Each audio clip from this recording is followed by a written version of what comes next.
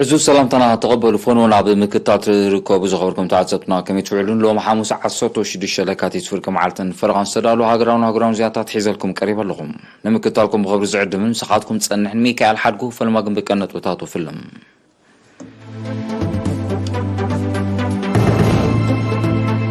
عبا جوليس دهساسن كعتان تنتاو عصراتي كيرالو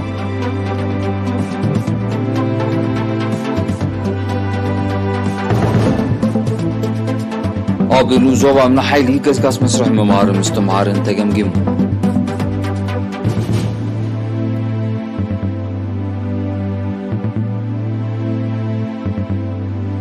حرستوت بقعاتون من جونز ترقاقت مهرتي كقربو مزخاخر غريبوم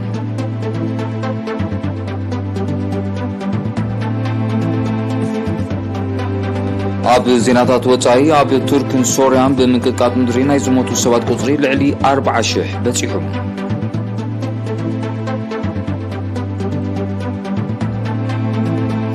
هندي صلات مقعزة اير نمدنفع 470 بوينغن ايرباسن زعينة نفرتي كشمت وسينام إيران أمريكان بملوات أسرة زتوكورة زي كتاوري زرب يكايدا مهلاون تقلزون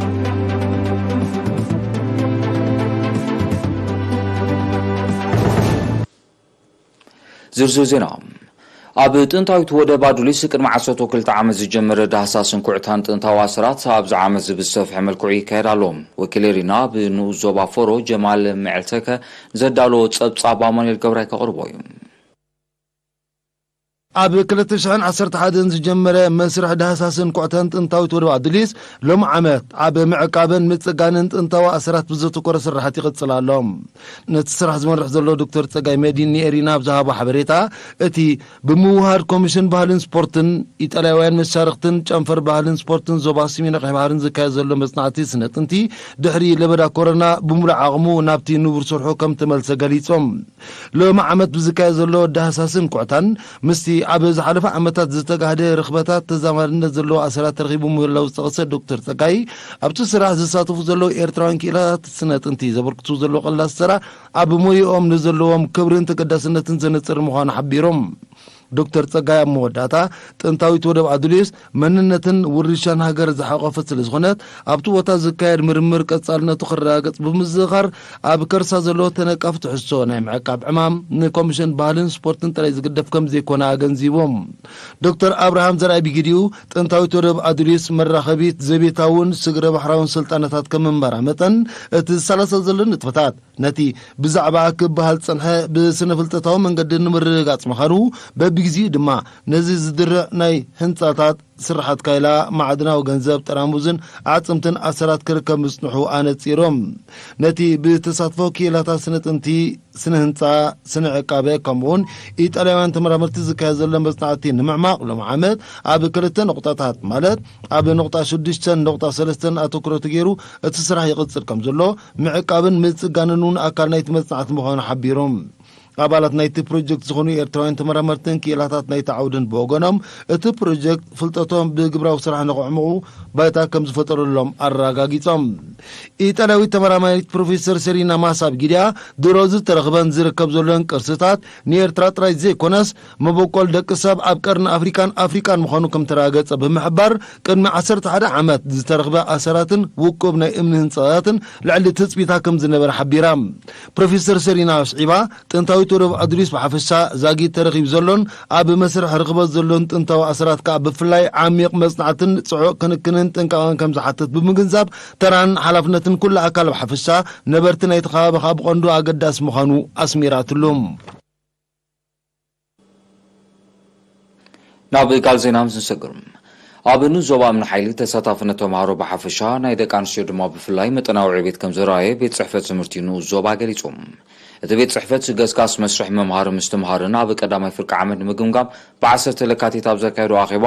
ዝበዝሐ ኣብያተ ትምህርቲ ኣብ ግቡእ ግዜ ክጅምራ ከለዋ ኣብ ገለ ግን ምድንጓት ከም ዝነበረ ሓቢሩ ኣብ መብዛሕትአን ኣብያተ ትምህርቲ ዘሎ ሕፅረት መጽሓፍቲ ሰደቓታት ጠረጴዛ ትሕተ ቅርፂ ስፖርት ጽሩይ ስተ ማይን ብቑዕ ቀጽርን ኣብቲ መስርሕ ኣሉታዊ ጽልዋ ስለ ዘለዎ ከከም ቀዳምነታቱ ፍታሕ ክናደየሉ ሱፐርቫይዘራት ኣብ ዘቕርቦ ፀብጻብ ኣገንዚቦም ንሳቶም ኣስዒቦም ሓሓሊፉ ዝረአ ብኽነት ክፍለ ግዜ ብኩራት ትሑት ተገዳስነት ተምሃሮን ዘይምክትታል ወለድን ክእረም ፀዊዖም ሓላፊ ቤት ጽሕፈት ትምህርቲ ኣብቲ ንዞባ መምህር መሪሕ ኪሮስ በጎኑ መጠን ምሕላፍ ኣብ መባታ 95 ሚታዊት ኣብ ማእከላይ ደረጃ 78 ሚታዊት ኣብ ካልኣይ ደረጃ ድማ 66 ሚታዊት ከም ዝነበረ ገሊጹ ሓላፊ ኣሃዱ ካልኣይ ደረጃ ቤት ትምህርቲ ዞባ ደቡብ መምህር ገብረ ሚካኤል ዕቁባ ገብርኤል ድማ መስርሕ ምምሃርን ምስትምሃርን ተገዳስነትን ሓልዮትን ዝሓትት ሕልናዊ ሞያ ብምዃኑ ወለዲ ደቆም ናብ ትምህርቲ ክልኹን ግቡእ ክትትል ክገብርሎምን ተላብዮም ሓረስቶት ንዞባ ተሰነይ ብቕዓቱን ምንጩን ዘይተረጋገፀ ምህርቲ ከቕርቡ የወሬታ ሓረስቶት ንዞባ ተሰነይ ብቕዓቱን ምንጩን ዝተረጋገፀ ምህርቲ ከቕርቡ መዘኻኸሪ ቐሪቡ ወኪል ሪና ማኑኤል ተስፋይን ዘዳሎ ዜናዊ ፀብጻብ ፎርቱን ዓዶም ሓረስቶት ብቕዓቱን ምንጩን ዝተረጋገፀ ምህርትን ተገልገልቲ ከቕርቡ ቤት ጽሕፈት ውሸባ ቡቕልን እንስሳን ንኡስ ዞባ ተሰነይ ፀዊዑ ኣብቲ ቤት ጽሕፈት ክኢላ ቁፅፅር ሃብቲ ቡቕሊ ኣቶ ተኽለ ኪዳነ ሓረስቶት ልዑል መጠን ኬሚካላትን ሰብ ሰርሖ ድኹዕን ተጠቂሞም ኣብ ዘይግዚኡ ዝኣኸለን ዘይብቑዕን ምህርቲ ኮሚደረን ሽጉርትን ንምፍራይ ዝገብርዎ ፈተነታት ብዝተኻየደ ጥቡቕ ምክትታል ኣብ ትሕቲ ቁፅፅር ከም ዝወዓለ ገሊፆም ሚኒስትሪ ሕርሻ ኣፍልጦ ዝሃቡ ኬሚካላት ምጥቃም ኩልኩል ምዃኑ ጠቒሱ ድማ እዚ ካብ ዘይተደልየ ክሳራን ተሓታትነትን ከም ዘድሕኖም ኣፍሊጡ ሕርሻዊ ቀመማት ብመጽናዕቲ ኣብ ልክዕ ግዜን ዝግብኦ መዓላን ምስ ዘይውዕል ኣብ ምህርቲ ሕርሻ ተጠቃምነትን ኣከባብን ኣሉታዊ ሳዕቤናት ከም ዝህልዎ ብምሕባር ከዓ ሓረስቶት ካብ ከምዚ ዓይነት ዘይሕጋዊ ተግባራት ክሕየቡ ኣዘኻኺሮም ኣብቲ ቤት ጽሕፈት ክኢላ ቁፅፅር ሃብቲ እንስሳ ኣቶ ማሕሙድ ኣሕመድ ብወገኑ ኣብ ዝሓለፈ ቀረባ እዋን ምስ ኣብያተ ጽሕፈት ሓለዋ ጥዕናን ንግድን ካልኦት መሻርክትን ብምትሕብባር ብዘካየድዎ ቁፅፅራዊ ስራሕ ብርክት ዝበለ ዘይብቑዕ መዓር ከም እተታሕዘ ኣብሪሆም ኣብ ከተማ ተሰነይ ምስ ዘሎ ንግዳዊ ምንቅስቓስ ነጋዶ ብዘያፍልጦ ናይቲ ቤት ጽሕፈት ጥዕንኡ ዘይተረጋገፀ ውፅኢት እንስሳ ካብ ጎረባብቲ ሃገራት ኣምፂኦም ኣብ ዕዳጋ ከም ዘቕረቡ እዚ ድማ ከቢድ ሳዕቤናት ስለ ዝኽትል ክቁጠቡ ፀዊዖም እቶም ክኢላታት ኣብ መወዳእታ እቲ ቤት ጽሕፈት ኣፍልጦ ሓረስቶት ኣብ ኣጠቓቕማ ጸረ ባልዓትን ካልኦት ቀመማት ሕርሻን ከም ንምባል ቀጻል ጎስጓሳት ከም ዘካየድ ብምጥቃስ ሓረስቶት ብግቡእ ክኽተልዎ ተማሕፂኖም ኣብ መደበር ጥዕና ደማስ ንዞባ ጊንዳ ኣገልግሎትን ቅድምን ድሕርን ሕርሲ ከምኡውን ሸፈነ ክታብ ዘተባብዕ ቤት ከም ዘመዝገበ ሓላፊ መደበር ጥዕና ተሓጋጋዝ ነርስ ዕጀል ማሕሙድ ገሊጹ ንሱ ኣብ ሓበሬቱ ክንክን ቅድሚ ሕርሲ ብ8 ሚታዊት ክንክን ድሕሪ ሕርሲ ብ5 ሚታዊት ክታበት ትሕቲ 5 ዓመት ህፃናት ድማ ብ50 ሚታዊት ከም ዝወስኻ ኣብሪሁ ኣብ ርእሲ ኣብ መደበር ጥዕናኦም ፀንሐ መፀበይ ነፍሰ ጾራት ምምሕዳር ከባቢ ነተን ሰበኽ ሳጉማዎም እነባብሮ ዘለውን ስድራ ቤታት ኣብ ግምት ብምእታው ተወሳኺ መፀበይ ክፍሊ ከም ዝሃቦም ጠቒሱ ድማ ነፍሰ ጾራት ክሳብ ዝሓርሳ ግቡእ ክንክን ይረኽባ ከም ዘለዋ ሓቢሩ ኣብ እዋን ክራማት ዝኽሰት መልከፍቲ ዓሶ ንምግታእ እውን በቢግዜኡ ምዕዳል ናሙስያን ምንጻግ መድሃኒትን ከም ዝካየድ ገሊፆም ነበርቲ በጎኖም ሳላቲ ብሰብ ሞያ ጥዕና ዝካየድ ኮስኳሳት ኣብ ገዛ ተሓርሳ ደከም ዘላ ብምንጻር ኣፍልጦም ኣብ ተመሓላለፍትን ዘይተመሓላለፍትን ሕማማት እውን እናበረኸ ከም ዝመፀ ኣረዲዮም ሃማመት ዞባ ደቡብ ካብ 12 ንኡስ ዞባታት ንዝተዋፅኣ ልዕሊ 70 መንእስያት ደቂ ኣንስትዮ ኣብ ምሕደራን መሪሕነትን ዘተኮረ ስልጠና ካብ 6 ክሳብ 9 ለካቲት ኣብ መንደፈር ሂቡ ሓላፊ ሃማመት ዞባ ደቡብ መንእሰይ ግርማይ ገብሩ እቲ ስልጠና ዓቕሚ መንእስያት ደቂ ኣንስትዮ ንምጉልባትን ዓቕምን ንምዕባይን ዝዓለመ ምዃኑ ጠቒሱ ኣምር ምሕደራን መሪሕነትን ፆታዊ ምዕሩይነትን መሪሕነትን ምባሃልን መሪሕነትን ምሕደራ ግዜን መሪሕነትን ዘጠቓለለ ምንባሩ ሓቢሩ እዚ ከምዚ ኢሉ እንከሎ ቤት ጽሕፈት ሃማመት ኣብ ንዞባ እምነ ሓይሊ ን21 ደቂ ኣንስትዮ ብምርባሕ ደርሁ ንልዕሊ 360 መንእስያት ተምሃሮ ድማ ብዝተፈላለየ ዓውድታት ማሕበራዊ ስነ ፍልጠት ንልዕሊ 1 ወርሒ ኣሰልጢኑ ብ9 ለካቲት ኣብ ዝተኻየደ ስነ ስርዓት ምምራቕ ደቂ ኣንስትዮ ነብሰን ክኢለን ኣታዊታትን ዘኻዕብታሉ ባይታ ንምትታሕ ፃዕሪ ግበር ከም ዘሎ ጠቒሱ ሰልጠንቲን ዝቐሰሞ ፍልጠት ብግብሪ ክሰርሓሉን ከማዕብልኦን ኣዘኻኺሩ ሰልጠንቲ ደቂ ኣንስትዮ ብወገነን ዝረኸቦ ነፃ ናይ ምስልጣን ዕድል ብምስጋን መነባብሮ ንምምሕያሽ ኣበርቲዐን ከም ዝሰርሓ ኣረጋጊፀን ኣብ ንዞባ ኣስማት ተሳትፎኮም ኣብ ምቅላል ንመስርሕ መምሃር ምስትምሃርን ዝፀልሑ ሕፅረታት ተሞጊሱ እዚ ዝተገልጸ ህዝብን ኣባላት ህዝባዊ ሰራዊትን ምምሕዳር ከባቢ እምበልዳይ ንቤት ትምህርቲ መባእታን ማእከለይን ደረጃ ብወፈራ ቀፅሪ ኣብ ዝሰርሑሉ እዩ እታ ቤት ትምህርቲ ቀጽሪ ስለ ዘይነበራ ኣብ መስርሕ መምሃርን ምስትምሃርን ጸገም የጋጥማ ከም ዝነበረ ምስ ምስራሕ ቀጽሪ ግና እቲ ጸገም ከም እተቓለለ ኣመሓዳርቲ ምምሕዳር ከባቢ ኣቶ ዓብዱላ ሳልሕ ገሊጹ ወፋሮ ቦጎኖም ነታ ቤት ትምህርቲ በኣግራብ ንምምዕራግ መደብ ከም ዘለዎም ሓቢሮም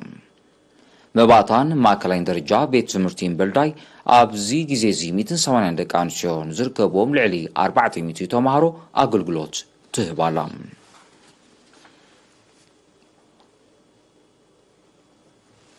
ዝኸበርኩም ተዓዘብቲ ስዕባ ሃገራዊ ዜናታት ንምክትታልኩም ክቅጽሉ ደጊመ ብኽብሪ ዕድም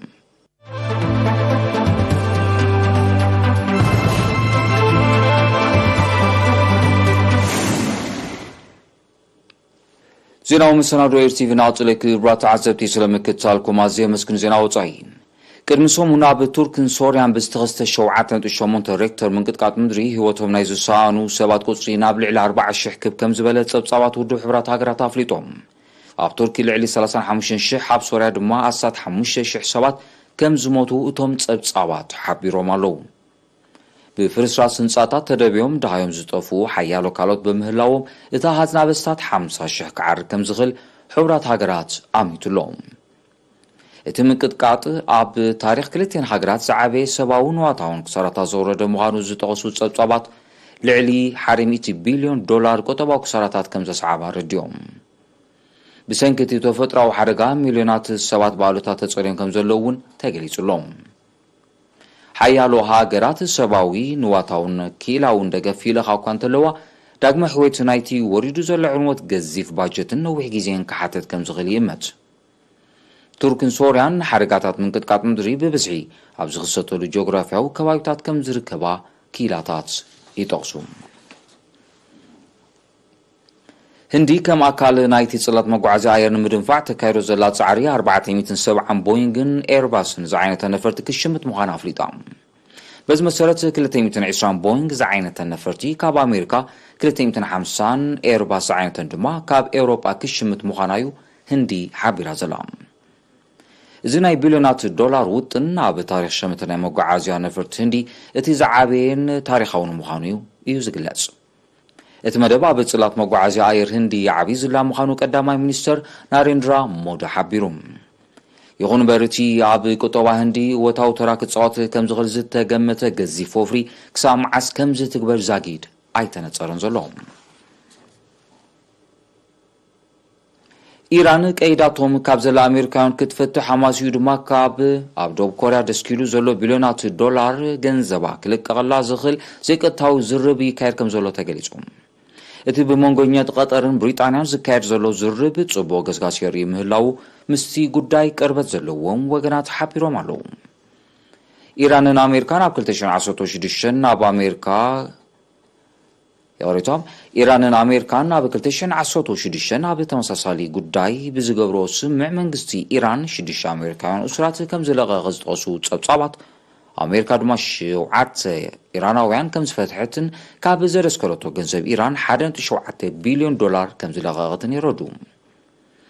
ኣሜሪካ ብኒውክለሳዊ መደባት ኣብ ልዕሊ ኢራን ተደጋጋሚ በይናዊ እገዳታት ከተጽድቕ ከም ጽንሐት በዚ ድማ ዘይምቅዳው ክልቲአን ሃገራት እናሓርፈፈ ከም ዝመጸ ይግለጽ ኒውክለሳዊ ጉዳይ ኢራን ብዘተን ምፍታሕ ኣብ 2015 ኣብ መንጎ ኢራንን 6 ሓያላን ሃገራት ዓለምናን ዝተበጽሐ ስምዕ ኣብ ተግባር ከም ዘይወዓለ ይጥቀስ መንግስቲ ኢራን ኣብቲ ስምዕ ዝፈረማ ሃገራት ምዕራብ ንትግባርኡ የደናግዮ ምህላውን ክወቅስ ጸኒሕሎም እቲ ስምዕ ኢራን ኒውክለሳዊ ንጥፈታታ ከተጉድል ኣማስዩ ድማ ብልዕሊኣ ጸኒዑ ዘሎ እገዳ ክለዓል ዝብል ነጥብታት ዝርከቦ እዩ ይኹን እምበር ኣብ 2018 ካብቲ ስምዕ ዝሰሓበት ኣሜሪካ ኣብ ልዕሊ ኢራን ተደጋጋሚ እገዳታት ከተጽድቕ ጸኒሓላ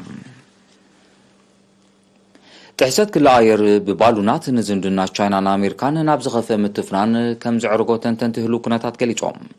እዚ ዝተሓበረ ባሉናት ኣሜሪካ ብልዕሊ ዞባታት ቲቤትን ሻንጂንን ከም ዝበረራ መንግስቲ ቻይና ብ14 ለካቲት ድሕሪ ምኽሳሱ እዩ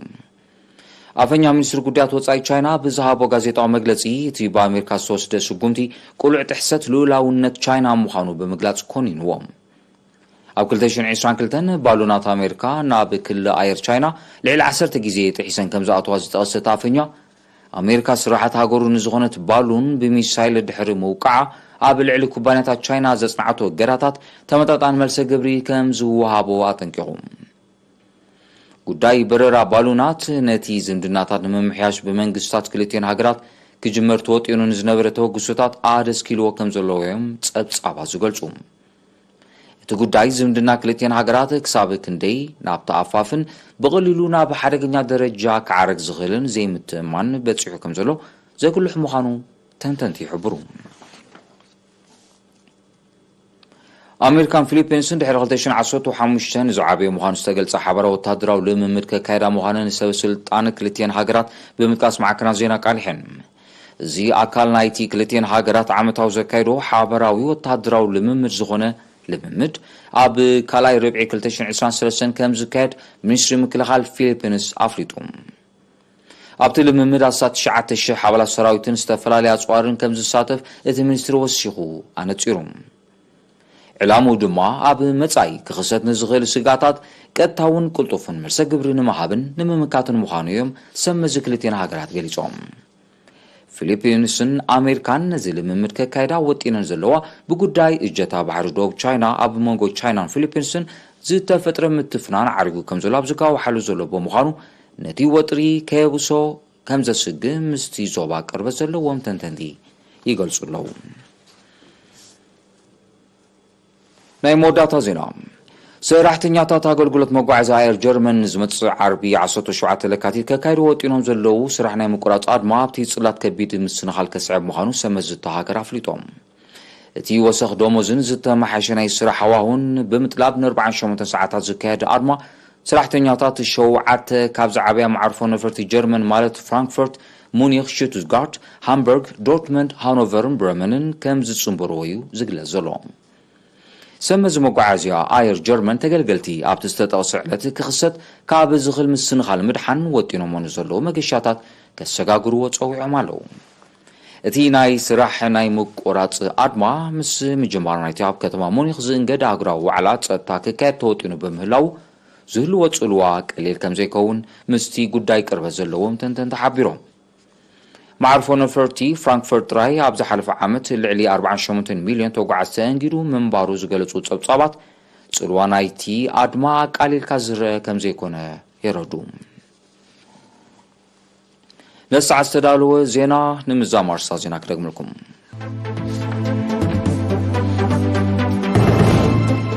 أبو أجلس دحساسن كعتان تنتاوي أسراتي كدالو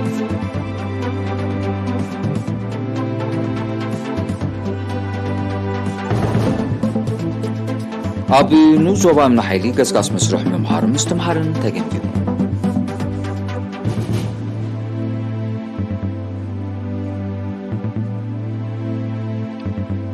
حرستوت بقعاتون منجون زد ترقاقت امرتي كغربو مزخاخر غريبو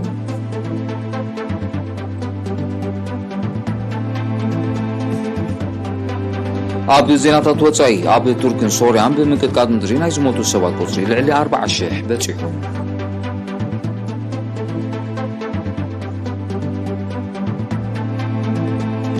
هندي تلات مقعزة آير نمدنفع 470 بوينغن إيرباسن زعينة نفرتي كشمت والسينا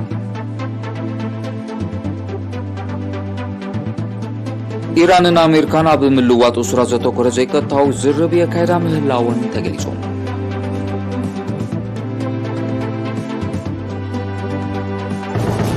زي خبركم تعزبتنا الساعة السدالو علتاو زينا بزي فتسام سلام مقتالكم عزيزي مسكن علتاو زينا سبورت تسعيو الزغربي أمير علي بغم سعب كوربي